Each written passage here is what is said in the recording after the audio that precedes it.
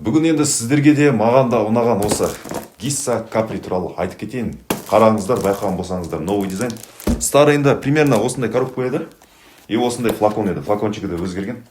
Мына жақта мысалы флакончик туралы айтатын болсам, былай ұстайсың ба, бәрібір любой уақыт тұрады. Және осы флакон маған көбірек ұнайтын. Короче, шетінде осындай прозрачный упаковка и голограмма. Мына сканировать етесің, оригинал, не оригинал. Оху, новый дизайн, жігіттер, новый дизайн. Ал қараңдар. Жоқ, мына магнитный крышка. Былай ұстауға енді болмайды. Мына жағынан логотип қазір. Көріне ма, көрінбей ма? Мына жағынан четкий логотип. Осындай флакон, ал иісі өзгерді ме екен? Өзгермеді ма, қазір көрейік ал. Жоқ, тура сол иіс. Бізге ұнайтын формула еш өзгермеген, сол қалпы әдемі. Теңіз иісі, бал иісі, барлығы аралас. Mass appealing beast mode.